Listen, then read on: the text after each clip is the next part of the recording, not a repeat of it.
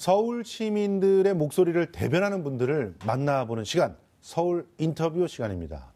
오늘은 지자체 최초로 만들어진 자리입니다. 젠더 특별보좌관이라는 자리에 오르신 서울시의 임순영 특별보좌관 모시고 이야기 나눠보도록 하겠습니다. 어서 오십시오. 네, 안녕하세요. 네. 임순영입니다. 서울시 첫 젠더 특별보좌관이고 제가 알기로는 전국 지자체 최초의 젠더 특별보좌관입니다. 그러니까 한국 최초예요. 그렇죠. 그래서 어떤 일을 하시는 자리인지 좀 설명이 좀 필요할 것 같고 그리고 또 최초라고 하는 것에 대해서 어떤 부담감을 또 느끼시는지 그런 것도 여쭤보고 싶은데요. 예, 일단은 그 서울시정 전반에 걸쳐서 성인지적인 관점을 좀 반영을 촉구하고 촉진하고 그다음에 성평등과 관련된 정책 기조를 정하거나 정책을 결정하는 과정에서 시장을 직접 보좌하는 그런 자리입니다. 그래서 어떤 특별 사업부서에 소속해 있는 게 아니라 시장실에 소속해서 직근거리에서 보좌하는 그런 역할이라고 볼 수 있습니다. 시장 직속으로 이렇게 특별보좌관을 꼭 해야 되는 이유가 있습니까?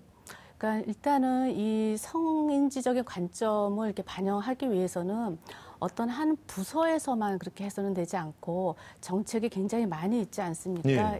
그래서 그게 뭐 보통 여성이라든지 가족이라든지 그런 정책에서 이제 성평등 정책을 펼치면 되지 않겠느냐라고 생각하시는 분들이 많이 있는데 그거를 넘어서 이제 뭐 주택이라든지 교통 문제라든지 다방면에 걸쳐서 성인지적인 관점이 반영되고 그래서 성평등 수준을 높이고자 하는 그런 그 움직임이 있고 그런 거에 대한 감수성이 굉장히 예민합니다. 시장께서. 그래서 이게 어느 부서에 속한 것이 아니라 넘나들면서 전체 시정 전반에 걸쳐서 한번 체크를 하고 그런 걸 주도하기 위해서 그런 의지를 좀 표명을 하셨고요. 그래서 이제 이런 자리를 만들게 된 것 같습니다. 근데 최초란 말이에요. 어떤 부분에 장점이 있으셔서 이런 최초의 위치에 올라서셨고 어떤 부담감을 느끼고 계시는지도 궁금한데요. 글쎄, 저 개인적으로는 쭉 이제 일을 하면서 늘 최초라는 곳에서 일을 했고. 어디서 일을 하셨죠? 제가 이제 한국 성폭력 상담소에서 일할 때도 만드는 과정에서부터 같이 했었고 국가인권위원회도 설립하는 그 만드는 과정에서부터 좀 했었고 제가 또 국회의원 보좌관을 했었는데 또 초선인 의원님 먼저 보좌했기 때문에 모두 이렇게 처음 열어가는 걸 많이 했었던 것 같습니다. 그렇군요. 그래서 저 개인적으로는 최초라는 것이 크게 뭐 새롭지는 않은데 아무래도 최초는 물론 시행착오도 있겠지만 길을 열어가고 길을 만드는 역할을 합니다. 그래서 거기에 대한 책임감이라든지 이런 것들보다 무겁게 느끼고 있습니다. 사실 뭐 미투 열풍 때문에 이 젠더 특별보좌관이라는 자리도 생긴 거 아니냐 이런 얘기가 있는데 일단은 그 사회가 변하고 있다는 것은 실감하시는 거죠? 네, 그렇습니다. 그리고 이 미투 열풍도 이런 자리가 생기게 된 어떤 원인 중에 하나라고 보시는 거죠? 그렇게 볼 수 있죠. 그러니까 그 박원순 시장이 이제 변호사 시절에 서울대 교수가 이제 조교에게 성희롱한 사건이 있었는데 90년대입니다. 그게 그때 이제 변론을 맡으시면서 우리 사회에서 성희롱에 대한 그 심각성이라든지 성희롱 개념을 저희가 이렇게 잡아가는 데 굉장히 큰 역할을 하셨습니다. 그런 걸만 봐도 뭐 젠더 감수성이라든지 이런 인식이 굉장히 좀 높으시기 때문에 당연히 이제 작년과 지금까지 이어지는 미투 운동에 있어서 서울시가 적극적으로 정책을 또 하셨고 작년에도 이제 그 소규모 사업장에서는 좀 사각지대가 있습니다. 피해자를 지원하거나 상담하거나 근데 그런 것들 찾아가는 상담이라든지 지원이라든지 교육을 하시면서 적극적으로 또 수행을 하셨고 근데 그런 그 성희롱 성폭력뿐만 아니라 서울시정 전반에 걸쳐서 이제 성평등 관점이 반영되고 이렇게 관통하는 것이 필요하다 이렇게 생각을 해서 조금 확장하는 그런 계기가 될 수 있었다고 생각합니다. 사실 젠더 이슈 논란이 될 때마다 굉장히 큰 갈등으로 이렇게 비춰지기도 합니다. 일부 언론들이 또 갈등을 부각시키는 거 아닌가 하는 생각도 저는 있는데요. 여성 정책을 젠더 관점에서 접근해야 될 이유가 있습니까? 그러니까 여성 정책은 당연히 이제 여성의 상황을 개선하기 위한 거기 때문에 젠더 관점이 반영이 돼야 되겠죠. 그래서 여성 정책뿐만 아니라 지금 굉장히 주요하게 이슈가 되고 있는 민생, 경제, 복지 이런 분야에서도 성인지적인 관점, 성평등적인 관점이 반영되어야 된다는 요구들은 끊임없이 있어 왔고, 예, 예. 물론 정부 정책에도 이제 그런 프레임을 잡아가고 있지만 서울시에서는 좀 더 앞장서서 좀 해왔다 이렇게 볼 수가 있습니다. 그래서 예.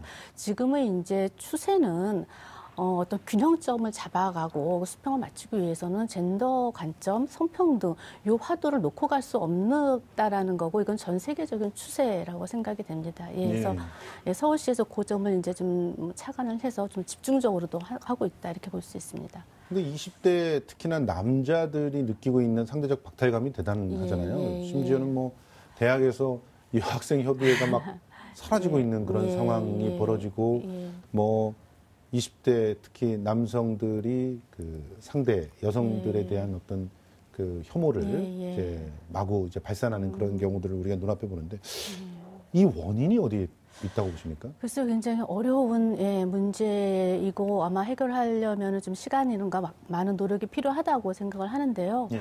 뭐 딱 이게 원인이다라고 딱 짚어서 얘기하기는 어려울 것 같습니다. 그러나 이제 그 지금 젊은 그 20, 30대 세대는 그 윗세대, 소위 우리가 기성세대라고 하는 그런 분들하고는 달리 사회적 절박함이 있는 것 같습니다. 예. 예, 절박함이 있고 지금은 신자유 시대에서 무한 경쟁 사회에서 살아남으려면 한순간도 놓치면은 굉장히 뒤처지고 예. 그다음에 또 취업난이 굉장히 심해져. 이거는 뭐 남성이든 여성이든 마찬가지 문제인데 거기에서 이제 자리를 찾아가기가 굉장히 어려운 부분이 있는 거고 예. 그래서 이제 여성들이 많이 예전에 비해서는 뭐 참여율이 높고 뭐 이렇게 그런 거를 보면서 조금 본인의 어떤 그 기득권이라든지 이런 것들이 훼손된다고 생각하는 경우도 있을 수 있을 것 같고요. 그런 예. 반면에 이제 사회적으로 예전처럼 뭐 노골적으로 뭐 남자는 이래야 돼, 여자는 이래야 돼라는 노골적인 차별은 조금 상대적으로 줄어들 수도 있습니다. 줄어들었다고 느껴지는데, 그런 권위적인 예전의 그 가부장적인 그런 것들을 본인은 가지고 있지 않고 그런 거 이미 없다라고 이제 생각이 드는 거죠.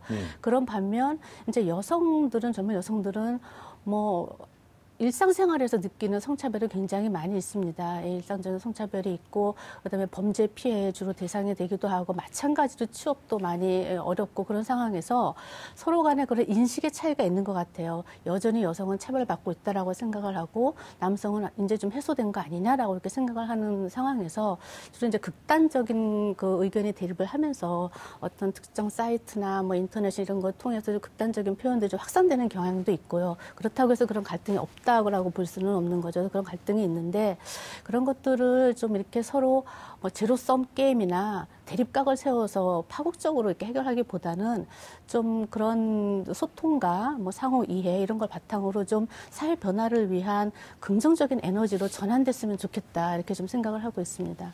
이 성평등 정책을 여성을 특혜를 주는 정책이라고 자꾸 오해하는 네. 분들이 많잖아요. 예. 그래서 이 성차별 없이 모두가 평등한 관계를 유지하는 정책이다라고 이렇게 그 우리가 계속 설명을 하고 있지만 그런 오해들이 올라오고 있어가지고 이제 이런 부분을 갖다가 어떻게 잘 극복하면서 시장님을 보좌를 하실 계획인지 참 궁금합니다. 예.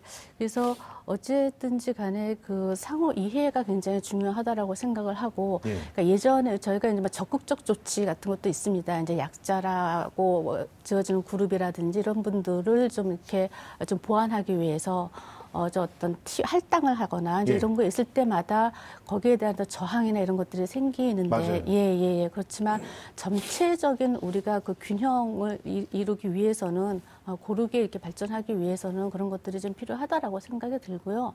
또 한편에 이제 뭐 그 저희가 양성평등 기본법에도 명시되어 있지만 이게 그 젠더 정책이라든지 양성평등 정책이 어느 성별이라 하더라도 또 기울어지지 않게끔 하는 그런 장치들이 있습니다. 그래서 그렇죠. 그래서 예를 들면은 뭐 정부나 지자체에서 각종 이제 정책을 결정하기 위해서 위원회 같은 것들을 구성해서 운영을 하는데 거기에도 한 성이 60%를 넘지 않게 하는 그런 장치가 있어서 예를 들면 여성 정책 같은 경우에는 전문가들의 여성들이 많이 좀 있을 수밖에 없는 그런 좀 경향이 있죠. 그렇지만 100% 여성으로 채우면 안 되는 거죠. 남성들도 최소한 40% 이상은 들어올 수 있게끔 하는 그런 장치를 두기 때문에 이게 반드시 여성만을 위한 그런 거는 아니다라는 좀 말씀을 드리고 싶고요. 사실 성별에 근데 상관없이 이렇게 들어가다 보면은 이제 젠더적인 입장에서 들어가면 예, 예. 양성 평등이 아니기 때문에 예, 예. 그러니까 다양한 성들도 사실은 예, 예. 위원회에 들어와야 되는 거 아니냐. 예, 예, 사실은 예. 남자 여자로 갈라지지만은 않는 그런 네. 다양한 젠더들이 또 있잖아요. 예, 예. 그러면 그런 것들까지는 반영을 아직 못하고 있는 상황 아닙니까? 그게 이제 그 법을 개정하는 과정에서 양성평등 기본법에 이제 남녀차별 금지 아니 여성 발전 기본법이었습니다. 예. 그게 그걸 이제 개정을 하는 과정에서 그런 논의나 논란이 있었던 건 사실입니다. 그런데 그 당시에 이제 아직까지 법에 그거를 명시하는 거는 조금 이르지 않느냐. 이르다. 예. 그렇게 해서 이제 그러한 협의 과정을 거쳤고 앞으로는 다 같이 고민해봐야 될 그 문제가 굉장히 중요한 그렇습니다. 지점인 것 같습니다. 사실 뭐 가정 또 사회에서 여성의 위치가 많이 격상된 거는 사실이지만 유리천장은 견고하잖아요. 아직도. 예. 뭐 전반에서 다 그래요. 아직 저는 뭐 남자이기 때문에 예. 사실은 굉장히 이런 것들을 갖다가 좀 많이 못 느끼는 부분들이 있습니다만 일단 명절에 집에만 들어가봐도 알거든요. 예. 저희들은 설거지를 하기 위해서 일어날 의무라는 것이 한 번도 부여된 적이 없습니다. 예. 그거는 저희 선택이죠. 예. 그렇지만 아내나 예. 또 어머니에게는 그것이 마치 의무인 것처럼 예. 강요되는데 예. 그런 것에 시선을 살짝 돌려서 제가 이득을 취해 오고 있었던 거지 결국 그런 불평등한 상황이 없었던 게 아니거든요. 예. 그런데 지금 특히나 여성들의 사회 진출만 놓고 본다면 여전히 굉장히 견고한 그 천정이 있는데 그게 없다라고 주장하시는 분들이 있단 말이죠. 지금 일단은 현실이 어느 정도입니까? 예, 그러니까 요즘에 뭐 여성들이 뭐 진출이 조금 이렇게 좀 예전에 비해서 많다 보니까 이미 다 성평등이 이루어졌다라고 약간의 그 착시라 그럴까요? 그렇죠. 예. 그런 게 없잖아 좀 있는 경향도 있는데요. 보면은 2017년 통계를 보면은 이제 여성 공무원 공적 영역에서 보면 공무원이 50%가 넘어섰습니다. 넘어섰죠. 예. 예. 그러다 보니까 이제 성평등이 다 된 거 아니냐 이렇게 하는데 사실 이제 저희가 서울시에 있다 보니까 지자체 그 상황을 보면 서울시 같은 경우에 여성이 한 35% 정도 됩니다. 네. 예, 좀 못 미치죠. 50%에 못 미치고 본청만 하더라도 본청 같은 경우는 한 40% 정도 되는데 문제는 뭐냐면은 이제 4급 이상이면 이제 관리자급이거든요. 그렇죠. 예. 거기를 보면은 여성의 비율이 현저하게 떨어지죠. 예, 17.5%로 확 떨어집니다. 예. 그러니까 여성 공무원들 같은 경우에 이제 증가하기 시작한 지가 한 20년 정도밖에 안 됐기 때문에 물론 이제 승진 연한이나 이런 게 있어서 좀 더 기다려봐야 되겠지만 반드시 그것만으로 다 설명되는 것이냐라고 했을 때에는 그렇지 않은 부분이 또 유리천장이 좀 존재하는 거 아니냐라고 좀 볼 수 있고 민간 같은 경우에도 보면은 500대 기업에서 우리나라 500대 기업에서 여성 임원율이 3%밖에 안 됩니다. 예. 국회의원만 봐도 뭐 너무나 17.5, 17.5%밖에 안 되고 그래서 지금 뭐 민간 부분에서 여성 임원들 보면은 OECD 회원국들이 21.8%인데 거기도 훨씬 못 미치고 있죠. 그래서 아직까지도 그 단단하고 견고한 그 유리천장이 있다 이렇게 말씀드릴 수 있을 것 같습니다. 이번에 근데 유리천장이 그것뿐만 있는 게 아니라 임금에 있어서의 차별도 심하고 정규직 비정규직에 있어서의 차별도 특히나 여성들에게 굉장히 차별이 되어 있는 상태라서 그래서 이제 서울시의 성평등 임금 공시제 같은 제도가 상당히 환영받고 있지 않나 이런 생각이 좀 드는데요. 이제 앞으로 이런 젠더 정책들을 이제 강조하게 될 때 우리 사회는 어떤 변화를 겪게 될 거라고 생각하십니까? 그러니까 아까도 좀 잠깐 말씀드렸지만 어떤 그 명절 그 예를 들으셨잖아요. 그러니까 성별에 따라서 좀 부당하거나 아니면 좀 과도하게 그 의무를 지어주는 게 있습니다. 틀에 박혀서 그런 거로부터 좀 자유로워지고 상호 존중할 수 있고 좀 더 이렇게 이해할 수 있는 그런 사회가 되지 않을까 이렇게 생각합니다. 그렇게 되면 남자들도 좋은 거 아닐까요? 그렇습니다. 그러니까 그 남성이기 때문에 갖는 여러 가지 책임감, 무게감 이런 것도 있고 그 틀에 박혀서 자유롭지 않은 부분도 있습니다. 특히 이제 육아 같은 경우에도 하다 힘들지만 거기서 얻는 즐거움이 있는데 남성이기 때문에 그동안 이렇게 좀 참여하지 못하는 그런 부분도 있었죠. 고정관념 때문에. 요즘에 이제 많이 변해서 육아에도 참여하고 그렇게 할 수 있도록 사회 환경도 조성하려고 노력하고 있기 때문에 조금 저희가 성별에 갇혀 있는 것으로부터 좀 탈피한다면 조금 더 자유로운 그런 삶을 살 수 있을 것 같습니다. 아마도 그런 인식을 갖게 되는 게 근본적인 변화의 출발점이 아닌가 이렇게 생각이 됩니다.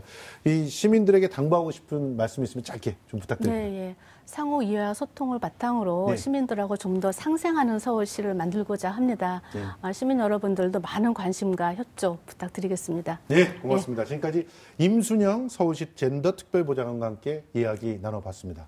오늘 나와주셔서 고맙습니다. 고맙습니다.